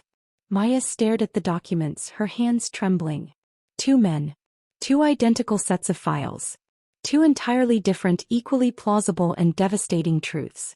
Victor's calm defense and Elias's frantic counter-narrative had been perfectly orchestrated, turning her brother's death into a weapon to control her. She pushed back from the table, the horrible realization settling in her heart like a block of ice. Both men were playing her. They weren't fighting for justice or even revenge. They were fighting for the key to their empire, and Maya, with her grief and the USB drive, was the perfect pawn. The terrible truth gave her a cold, protective clarity. She couldn't rely on Victor's gentle hands or Elias's earnest pleas. Both narratives were contaminated. The only path left was to find the undeniable truth on her own. She still had the USB drive, the original source file, and the skills she learned tonight. Her hope was no longer in choosing a side, but in exposing both lies. She would trust no one but herself. She was the seeker of justice now. It was past 1 a.m. at the Maple Diner. Maya was wiping down the counter, the smell of bleach trying and failing to mask the lingering scent of stale coffee. Her life had been turned upside down. A murdered brother, two terrifying masters manipulating her with identical falsified documents, and a lethal USB drive in her locker. Yet she was still here, polishing stainless steel.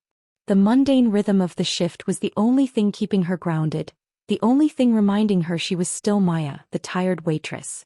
Ms. Elaine was in the back office, counting the register. There were two other late customers, an older couple quietly sharing a slice of apple pie. The quiet felt heavy, loaded like the moment before a storm. The storm hit without warning. A sudden, violent explosion of sound ripped through the front window. Glass shattered inward, showering the counter and the floor in deadly, glittering shards. A cloud of thick, acrid smoke instantly followed, billowing from a small canister that rolled across the floor. Screams erupted from the older couple. The diner instantly plunged into chaos, the thick smoke making it impossible to see or breathe properly. Maya dropped the rag. Instinct took over. She grabbed the burner phone from her apron pocket. She had just realized that her carefully chosen path of solitary truth-seeking was impossible. She was under attack. She needed help. And in the terrifying split-second calculus of survival, she called the man whose betrayal felt slightly less cold. She dialed Elias. Maple Diner. No. They're here, she choked out, her voice tight with panic as she dove low behind the counter, pulling the trembling older couple down with her. She heard Elias's frantic, shouted confirmation on the other end, his voice filled with adrenaline, before she threw the phone onto the floor. Seconds stretched into years. The smoke burned her eyes and throat. The only sound was the distressed coughing of the trapped customers and the low, muffled thud of heavy boots outside the shattered window. Then the back door, the one leading from the kitchen, burst open. It wasn't Elias. It was a team. Leo, the scarred enforcer, led two other large, organized men. They were wearing dark clothes and moving with the efficiency of soldiers, cutting through the smoke. They were Victor Thorne's people. Target is Maya. Secure her now. Leo barked, his voice loud and commanding, echoing through the small space. Before Leo's team could reach the counter, the front door, the shattered window entrance, was violently shoved open. Elias Vance stumbled into the diner, coughing and frantic, holding a small metal pipe he'd grabbed from somewhere. He saw Leo's men immediately. Stay away from her. Elias roared, pushing through the smoke toward the counter, ignoring the fact that he was outnumbered and outgunned. He had come alone, fueled by desperation. A violent confrontation erupted immediately. Leo's men, professional, armed and calm, engaged Elias, who was fighting with reckless abandon. The silence of the night was replaced by shouts, crashes, and the sickening sound of bodies colliding. Maya watched the chaos unfold. She realized with chilling clarity that both sides were fighting over her. Leo's man tried to flank the counter, shouting, "Boss said secure the asset." But Elias intercepted him with a desperate swing of the pipe. "She's not yours, you maniacs. Leave her alone." The focus was entirely on her. Neither group was interested in the customers or the money. They wanted Maya and whatever she was holding. The realization hit her with the force of a punch.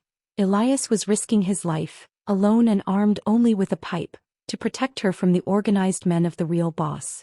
Victor's men were fighting with discipline to secure her, presumably for Victor's protection. Their interest was far deeper than just the USB drive. It was the symbol she represented, the knowledge she held, and the choice she had to make. As the two groups clashed, a whirlwind of organized force versus desperate defense, a new element entered the fray. A figure dropped silently through the gaping, jagged hole in the front window. This person was smaller, quicker, and wore a black balaclava completely obscuring their face. They moved past the fighting men, ignoring the shouts and the swinging pipe, focused entirely on the counter. This was not Victor's team. This was not Elias. This was the third force, the true enemy. The masked shooter slid along the counter, moving with practiced, deadly silence. They didn't engage in the fight, they bypassed it. In one swift motion, the masked figure raised a pistol. Maya, huddled on the floor, looked up straight into the dark, silent muzzle of the gun. The shooter wasn't aiming at Elias or Leo. The gun was pointed directly at her. In the chaos, the shooter had found their target. The goal wasn't capture or extraction or the USB drive. It was elimination. The seconds stretched, the muzzle dark and cold, threatening to end her mission for justice before it even began. Terror seized her, but it was instantly followed by a blinding, fierce surge of adrenaline. Before the shooter could squeeze the trigger, Maya didn't scream and she didn't duck. Driven by the memory of Marcus's name on that casualty list, she acted. She used the table leg as leverage and kicked out hard, not at the shooter, but at the fragile coffee maker on the counter above the shooter's head. The maker crashed down, sending a shower of boiling hot coffee and glass onto the masked figure. The shooter gasped, startled, their aim momentarily wavering. That single second of distraction was all Maya needed. Elias saw the move and roared. Leo saw the danger to his asset and shouted a command. Both sides paused their battle, recognizing the immediate, external threat. Maya didn't wait to see the result. She had created a chance, a tiny window of opportunity, and she scrambled out from under the counter and dashed toward the kitchen door. The ambush had trapped her, but her quick, fearless action had just saved her life. She was terrified, but the violent actions of both men, Victor's organized protection, Elias's panicked defense, had shown her the value of her position. Her life was worth more than she ever knew. She ran, propelled by the fierce hope that she could use this chaos, this strange, desperate loyalty to her advantage. She wasn't just surviving, she was fighting, and her spirit was unbreakable. The crash of the coffee maker and Maya's desperate dash to the kitchen door fractured the fighting in the diner. For a terrifying, silent second, Elias and Leo's men stopped fighting each other and focused on the masked shooter, who was spitting and blinking after the shower of scalding coffee. That hesitation was fatal for the attacker. Leo, the scarred enforcer, moved with brutal speed, tackling the masked figure against the shattered counter. The gun skittered across the grimy floor. Elias, recovering quickly, seized the pipe again and stood guard over the terrified customers. The silence that followed was thick with the dust, smoke, and sheer violence of the past few minutes. Maya, trembling but unharmed, emerged slowly from the kitchen corridor. Leo, his breathing ragged, had the shooter pinned, his knee grinding into the masked figure's back. "Who sent you?" Leo snarled, wrenching the attacker's arms behind him. "Answer me." The masked man just grunted, muffled by the balaclava. Elias stepped forward, his pipe held ready. "Take it off, Leo. We need to know who is desperate enough to risk an ambush just to kill a waitress." Leo glanced at Elias, the animosity between them palpable, but the shared threat was stronger. This was not a capture mission anymore. It was an execution attempt, and that changed everything. Leo grabbed the edge of the balaclava and ripped it off. The revelation hit Leo like a punch to the gut. He stumbled back a step, releasing the captive in shock. The man beneath the mask was Frank. Frank wasn't a nameless mercenary. He was one of Victor Thorne's trusted men. Not a muscle but a key logistics operative. The man responsible for securing safe houses and coordinating Victor's movements. He was the definition of reliable. "Frank." Leo gasped, his voice tight with betrayal and disbelief. "What in God's name are you doing?" Frank, his eyes dark with grim acceptance, spat blood onto the floor. He didn't look at Leo. His eyes went straight to Maya, standing frozen near the kitchen door. Elias, seeing the internal breach, moved quickly to secure the gun that had fallen earlier. "This proves everything, Leo. Your boss is eating himself alive." "Who sent you, Frank?" "Did Victor order this to cover his own tracks?" Leo was shaking his head, his face a mask of furious denial. He grabbed Frank by the collar, slamming him against the counter. "Tell me, you idiot. Who hired you? Which faction?" Frank endured the assault without crying out. When Leo paused for breath, Frank spoke, his voice dry and laced with a terrifying finality. No faction, Leo, Frank whispered, his eyes locked on Maya. This was necessary. She needed to be silenced. She knows too much. Maya felt a fresh wave of ice-cold fear. Knows too much. What was the too much? The massacre? The forgery? The fact that Elias and Victor were feuding brothers? Knows too much about what, Frank? Maya demanded, stepping forward, desperation overriding her fear. About the money? About Marcus? What exactly do I know that is worth this kind of risk? Frank managed a weak, cynical smile. You think it's about the dead brother, Waitress? That's just a piece of the puzzle. You've seen the threads. You've looked at the reports. You've spoken to both sides. You're holding the key and you're asking questions. You just know enough to be lethal to the entire structure. The whole thing. Leo, his face pale with cold fury, grabbed Frank's throat. Tell me who you work for. No. Who ordered you to kill an innocent civilian and compromise the boss's safe spot? Frank coughed, his eyes rolling back in his head. He refused to give up the name, sticking to the vague, terrifying statement. The risk is too high, Leo. He knows too much. And the real secret is safer buried with me. Elias stepped in, realizing the crucial information was about to be lost. Don't be a martyr, Frank. If you tell us what she knows, we can use that to fight Victor. Give us something. Frank shook his head slowly, managing a final defiant glare at Leo, a look of pity and resignation. Too late for you, Leo. Too late for all of us. He never finished the sentence. The sound was shockingly loud, a sharp, clean crack that echoed off the surviving windows. A perfect, small hole appeared instantly in the plate glass window behind Leo, directly aligned with Frank's head. Frank's body went instantly limp, crumpling to the floor without a sound. A hidden sniper. The realization hit them all simultaneously, freezing the tension in the room. Someone was outside, watching, listening, and ready to eliminate any loose end, even one of Victor Thorne's own trusted men. It wasn't Victor trying to cover his tracks. It was someone else, someone utterly professional, operating outside the diner's battle lines. Leo slowly backed away from the dead man, his face a mask of dawning, stark terror. The sniper hadn't shot Leo even though he was close. The sniper had been waiting patiently, ensuring Frank would never reveal the too much that Maya knew. Elias, equally horrified, lowered his weapon, his eyes darting to the shattered window. The threat was invisible, absolute, and still out there. Maya, watching the swift, clinical execution, felt her fear transform into an icy, hard resolve. Frank's murder was a loud, horrifying confirmation. She was at the center of a conspiracy far larger than Victor Thorne's feud with Elias. She didn't just know a secret. She was the walking embodiment of a massive threat to a highly organized, unseen enemy. In the chaotic silence, Leo looked at the dead man, then at the hole in the window and finally at Elias, the fugitive. Leo was compromised. Elias was hunted. And Maya was the target of a silent assassin. Leo made a split-second decision. He looked at Elias, then at Maya, and a silent, desperate truce was born of shared terror. We move, Leo rasped, urgency replacing all hostility. We move now. Before the sniper moves again. Maya realized that Frank's last words, "She knows too much," had handed her a profound, terrible form of power. She had survived the ambush and the assassination attempt. Her hope was now entirely concentrated on the strange, necessary alliance she had just secured. The hunted fugitive and the betrayed enforcer. They needed her to find out what she knew, and she needed them alive to survive the man with the gun. The game had just escalated, and she was fiercely determined to win the final truth for Marcus. The ruined Maple Diner was a crime scene, filled with shattered glass and the chilling presence of a sniper's victim.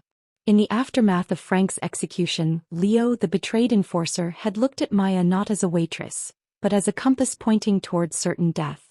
Elias, the imposter, looked at her as his only lifeline. Maya seized the leverage instantly. We go to Victor Thorne now, she commanded, her voice brittle but firm, pointing to the dead man. He needs to see this. He needs to know his own system is compromised.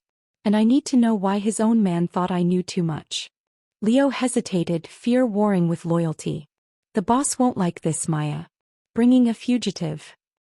He brought the danger to my door, Leo, Maya cut in, her eyes cold. And now he knows his life is at risk.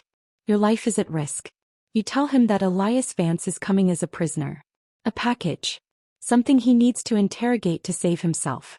But if you touch him, if you hurt him, I walk out with the USB drive and give it to the first journalist I find. Leo, recognizing the authority of sheer terror and desperation, swallowed hard. He needed her to survive to protect his own skin. He needed the truth the imposter held. Fine, Leo rasped. But he's cuffed. And you follow my lead. The journey to Victor Thorne's secure location, a spacious, heavily guarded penthouse in a private building overlooking the harbor, was tense and silent.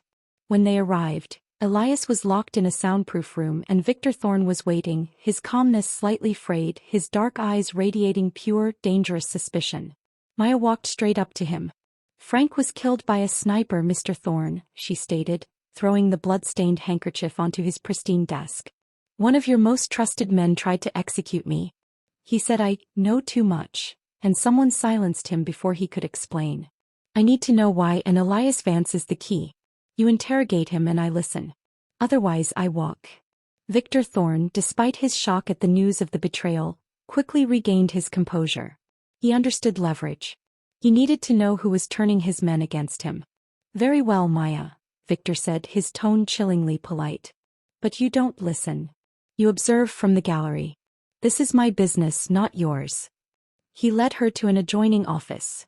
Rich mahogany, thick glass, where she could view the sterile, secure interrogation room. Victor then walked in and confronted Elias. Maya watched, her stomach churning, as the two men stood separated by a single table, the former brothers finally face to face. The confrontation was explosive, but not in the way Maya expected. It didn't start with the USB drive or the massacre list. It started with sheer raw emotional pain. I tried to save you, Victor, Elias began, his voice laced with agony. I tried to get you out before you sank too deep into this sickness. I gave you every chance. Victor sneered, a rare, ugly expression. You stole from me. You betrayed our father's legacy. You threw away 30 years of shared ambition because of some self-righteous crisis of conscience. You turned into a pathetic fugitive hiding behind a lie. I hid behind a lie because you became the lie. Elias shouted, slamming his cuffed hands on the table. I betrayed the family code, but you betrayed the moral code. Do you remember when we swore on our mother's graves we'd never touch the innocent? You broke that, Victor. You started with the small decisions and it all led to the ledger, the trafficking, and the massacre. You ruined everything we built together. Their argument wasn't about the present conspiracy. It was a desperate, passionate battle over a shared, sacred past that Maya couldn't access. They spoke in veiled, intense phrases about shared history, the summer in Montego, the promise to Uncle Jim, the night we buried the box, details that proved their bond was real, painful, and deeply complex. They had been more than just friends, they were foundational to each other. Both men were desperately trying to prove the other had been the one to ruin their shared dream. You left me with the mess. Victor hissed, his polished mask finally cracking. You were the one who always had the answers. You abandoned me to the wolves and now you play the hero. I am trying to stop the wolf you became. Elias retorted, tears of genuine anguish welling up in his eyes. You think I don't bleed for what I lost? You think I enjoyed watching you turn into this cold, ruthless monster?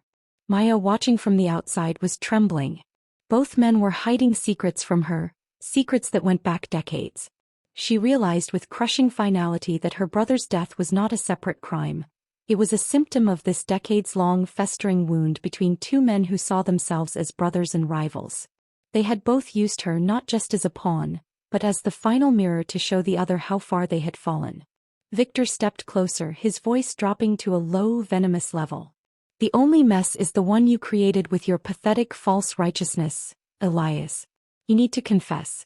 You need to tell me where the USB is and I will let you live out your life in a hole. No one else needs to get hurt. Elias stared back at him, his entire body shaking with rage and frustration. He knew Victor was lying about his intentions. He knew Victor was trying to corner him. Then Elias turned his head and looked directly at the glass where Maya was standing. He couldn't see her clearly, but he knew she was there. With a sudden violent lunge against his cuffs, Elias screamed, his voice raw, desperate, and heartbreakingly loud. Tell her, Victor. Tell her what you did to Marcus. Tell her how you really used him before you had him killed. The raw pain in Elias's voice hit Maya like a physical blow. She staggered back from the glass, her hands instinctively flying to her mouth to stifle a cry. What he did to Marcus. Not just the execution order. Not just the framing. Something else. Something terrible that only the two of them knew. Maya was left standing in the luxurious room, trembling uncontrollably, the expensive silence suddenly deafening. Her mission had just gained a profound, agonizing depth. The realization that Marcus was not just a victim but a factor. Someone who was used in a specific horrible way before his death, ignited a new cold fire in her heart. The fear was still there, but it was overshadowed by a fierce, driving hope for absolute truth. She wasn't just pursuing justice for a massacre. She was fighting to uncover the final, devastating secret of her brother's final hours. A secret only these two betraying brothers knew. She was determined to break through their shared past to find the justice Marcus deserved. The glass separating Maya from the two fighting men felt too thin. Elias's shouted accusation, "Tell her what you did to Marcus," was still vibrating in the air. For Maya, the confusion was over. Her grief and terror crystallized into a cold, terrifying resolve. She walked out of the observation room, ignoring the two armed guards, and pushed her way into the interrogation area. "Enough," she commanded, her voice ringing with an authority born of pure moral fury. She walked directly up to Victor Thorne, planting her hands flat on the table, leaning in until their faces were inches apart. "You tell me the truth. Both of you," she said, her voice shaking slightly but holding firm. "No more lies about ledgers or moral codes. No more blaming each other. My brother was a victim of your shared history. Tell me what you did to him or I walk out of this room, and I burn your entire empire to the ground." Victor Thorne stared at her, then glanced at the door. He knew she meant it. He knew she was no longer a pawn but a wrecking ball. He slumped into the chair, the mask of the composed boss finally shattering into 1,000 pieces. "She's right, Elias," Victor muttered, his voice defeated. "The games are over. Tell her the rest of it." Elias, tears streaming silently down his face, looked at Maya and then at Victor, and the decades of shared history and mutual guilt flowed between them. "Marcus wasn't a trafficker, Maya," Elias confessed, his voice heavy with self-loathing. "And he wasn't innocent either. He was undercover. An agent, a source. He was deeply embedded in Victor's organization for over a year, specifically tracking the weapons pipeline and the money laundering." Victor picked up the narrative, his voice hoarse with pain. "Marcus was smart. He was the one who was feeding Elias the information in the first place, using Elias as the clean, unwitting analyst who would expose the corruption through my financials. Elias thought he was finding the information by chance, but Marcus was placing it there." Maya was reeling. Her brother wasn't a victim of circumstance. He was a hero. "But then the war started," Elias continued. "When I found the initial massacre list, the one without Marcus's name yet, I panicked. I thought Victor was going to purge the entire city. I used Marcus's information and leaked the details of Victor's operation to the external authorities I was in contact with, people I believed were incorruptible." Victor explained, his eyes fixed on the table. "That leak alerted the authorities, forcing my hand. But it also alerted me to a major leak in my system. Marcus's cover was blown. I looked at the files, the ones showing his involvement in the trafficking, and I believed with absolute certainty that he was working for a rival faction, betraying me to destroy the organization. I ordered his execution to prevent what I believed was a total hostile takeover. And I killed him too," Elias finished, his head hanging low. "When the authorities moved in, Victor's execution order was already active. Marcus was caught in the middle. The people I alerted believed Marcus had double-crossed them by working too closely with Victor. He was neutralized by both sides, Maya. He died because he was a deep, complex threat to both the legitimate criminal enterprise and the legitimate law enforcement trying to take it down. He was a hero who died tragically because he got trapped between two wars. Each man carried a specific devastating guilt. Victor for the deliberate, cold-blooded execution order. Elias for the panicked, righteous leak that set the final, fatal trap. Marcus died because the men fighting for her loyalty both believed he had betrayed them. Maya stood there, tears finally pouring down her face, no longer confused by their lies, but crushed by the weight of their truth. Her brother was a genuine hero, a brave man who had paid the ultimate price. The grief was still immense, but it was now laced with an overwhelming pride. At that moment the door opened quietly and Leo the enforcer walked in. He held a small, sealed envelope. "I found this in the lining of a jacket Maya left in her locker, boss," Leo murmured, his voice subdued. It was sealed, addressed to her. Dated 6 months ago. Maya reached out a trembling hand and took the envelope. It was Marcus's handwriting. She tore it open and pulled out a single folded note. The letter was short, hastily written, but filled with his familiar warmth. "Dearest Maya, if you are reading this, I didn't make it. Know that I loved you and Mom, and what I did for justice. The fight isn't clean and there are no good guys. I know 2 men will come for you. One will be calm and offer you safety, the other will be desperate and offer you the truth. Do not trust either of them. They are both poisoned by this life. They will use your pain, your love for me, and your decency to fight their own war. You are the key now, Maya. Expose them both. Finish the job. I love you. Be brave. Marcus." Maya lowered the letter, the paper shaking in her grasp. The final, painful truth was delivered by the only person she could trust. Her brother had foreseen her entire ordeal, and his love had provided her with the only necessary directive. Trust no one, expose both. She looked at Victor Thorne, who sat defeated by his guilt, and at Elias Vance, who wept for his lost brother. They were both broken and both dangerous. Maya tucked the letter into her pocket, the physical embodiment of her mission. The grief was profound, but the message was clear. She had no allies, but she had the truth, the USB drive, and her brother's unwavering faith in her. Her purpose was no longer about survival, but about fulfilling Marcus's last wish. With the knowledge of her brother's sacrifice as her shield, Maya walked out of the interrogation room. The confusing choice was gone, replaced by a single focused hope: to dismantle the entire corrupt structure and secure the true justice Marcus died for.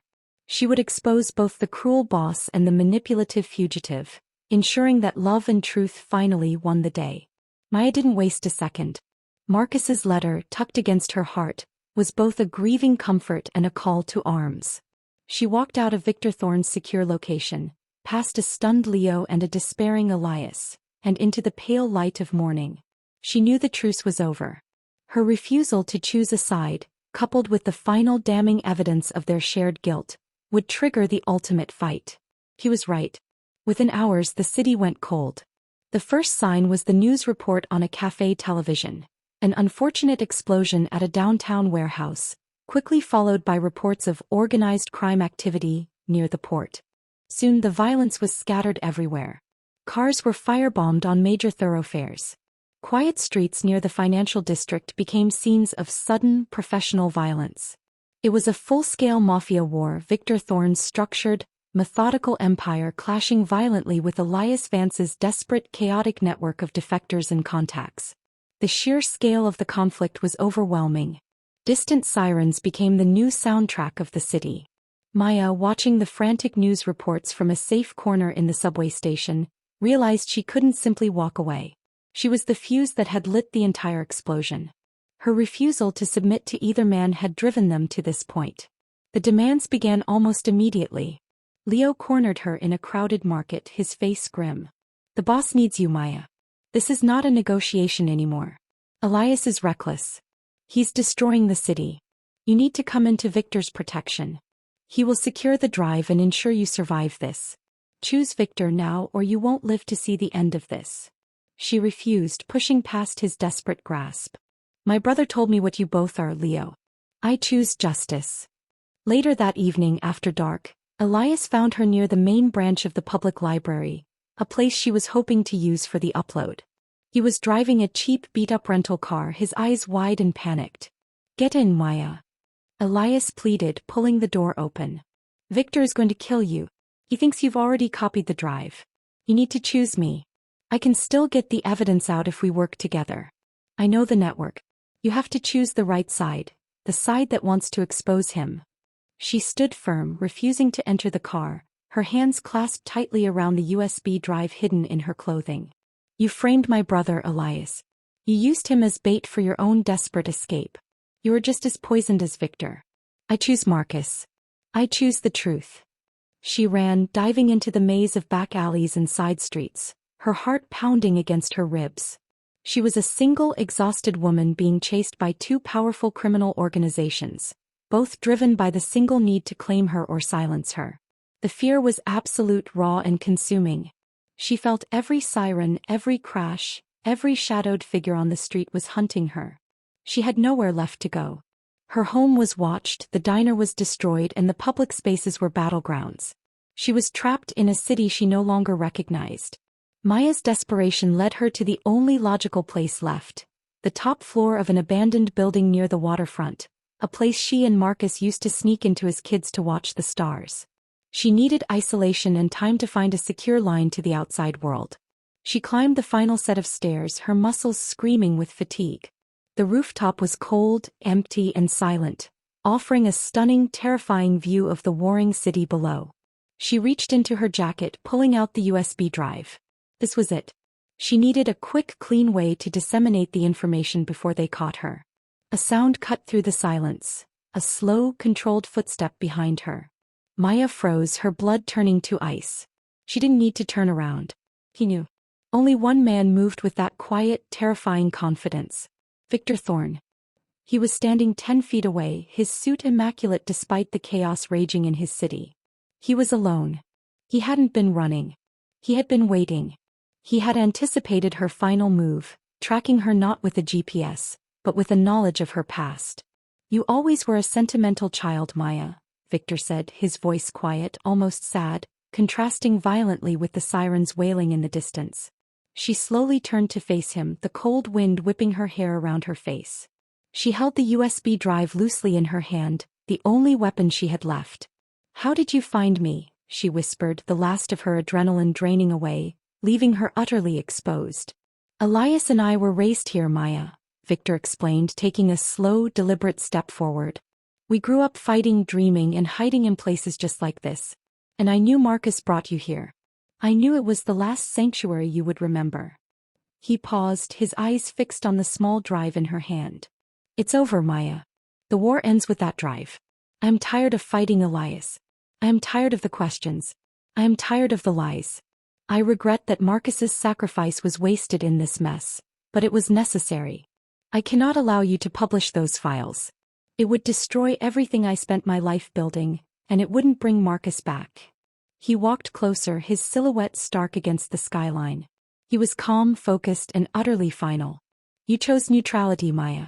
That was a foolish choice. There is no neutral ground in war. Now the choice is taken from you." He stood directly in front of her, casting a huge, intimidating shadow. He didn't rush. He simply waited for her to yield. Then Victor Thorne delivered the final, crushing sentence, the quiet finality of his tone more menacing than any shout. "Everything ends tonight, Maya." She was cornered.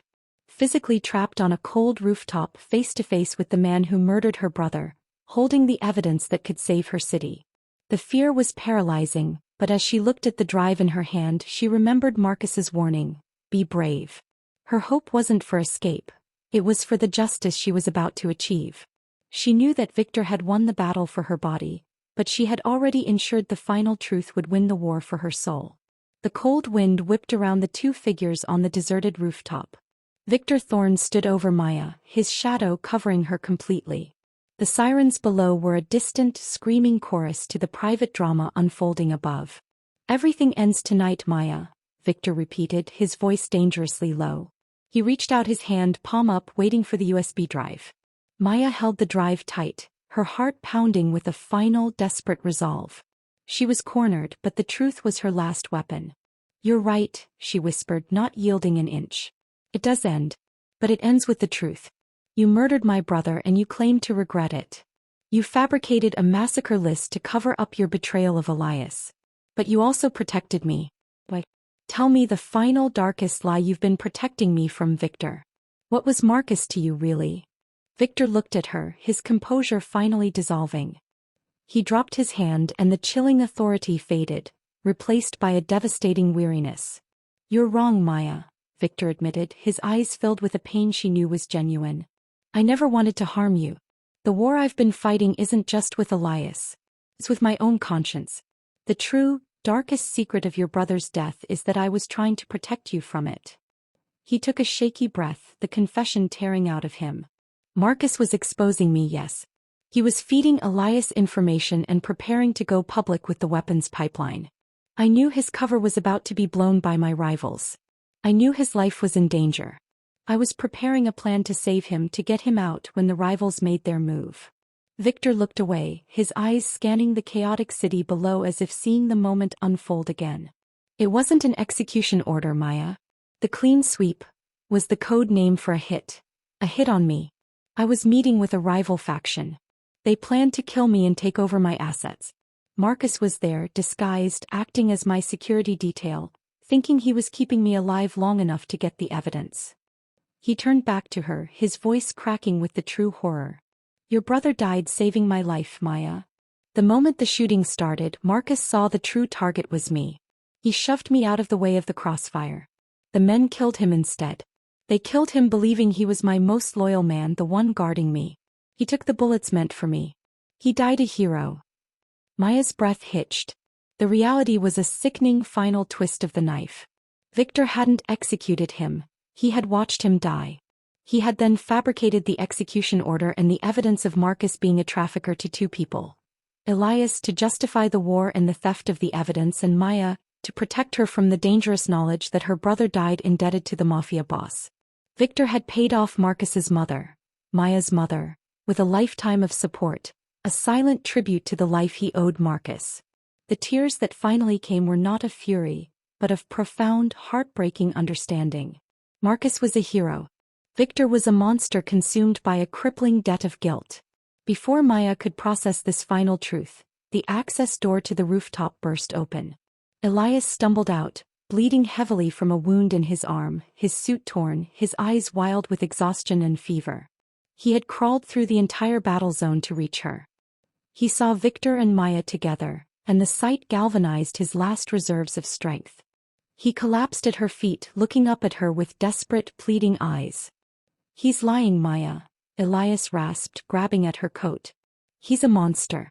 I know he's trying to manipulate you. I came here for you. I risked everything, my life, to get to you. Please, you have to choose me. I'm the one who wants justice. I'm the one who can still save you. Trust me. Both men were broken, bleeding, and utterly reliant on her. Victor stood stoically, his confession hanging in the air, offering protection and painful truth. Elias lay injured, offering salvation and fierce loyalty. Choose, Maya. Elias begged, reaching for the USB drive. Give it to me, Maya. I can keep you safe, Victor insisted, his voice heavy with finality. The rooftop, bathed in the flashing blue and red of distant emergency lights, became the stage for her final decision. Her hands, still clutching the drive, went to her coat pocket, feeling the stiff paper of her brother's letter. She closed her eyes, and Marcus's final warning echoed in her memory. Do not trust either of them. They are both poisoned by this life. She opened her eyes, and the fear was gone. The chaos was gone. All that remained was cold, absolute clarity. Neither man deserved her loyalty. Neither man was her solution. Her brother had died fighting to expose them both, and that was the mission she would complete. With slow, deliberate movements, Maya pulled the USB drive free. Both men watched, breathless. But instead of handing it over, she reached into her bag and pulled out the small, hidden satellite modem she had managed to purchase and hide during her frantic escape. She looked directly at Victor, then at Elias, both men broken by their shared, toxic history. You're right, Victor, she said, her voice clear and strong. It does end tonight. But it ends with justice. Ignoring their frantic shouts, she plugged the drive into the modem and initiated the upload. The complex, encrypted data, the truth about the massacre, the trafficking, the systemic corruption, and Victor's guilt over Marcus, was now being streamed to anonymous journalists and law enforcement contacts she had researched. She watched the progress bar hit 100%. The mission was complete. She then placed the modem and the USB drive onto the stone railing, turning her back on the entire poisonous scene. She walked past the bleeding Elias and the defeated Victor, walking toward the rooftop door, walking toward her new life. She didn't look back at the chaos or the broken promises. She walked into the cold, silent stairwell, carrying nothing but her brother's letter and her immense, hard-won self-determination. As the heavy steel door swung shut behind her, sealing the two men into the consequence of their own war, Maya whispered into the darkness, the simple heartfelt words that were her final act of love and hope. I finally listened. We have come to the end of the story. Thank you for watching to the end. Share your opinion about this story in the comments below. I like getting feedback from my audience. Also, don't forget to like, subscribe and hit the notification bell so you won't miss any of our heartwarming stories.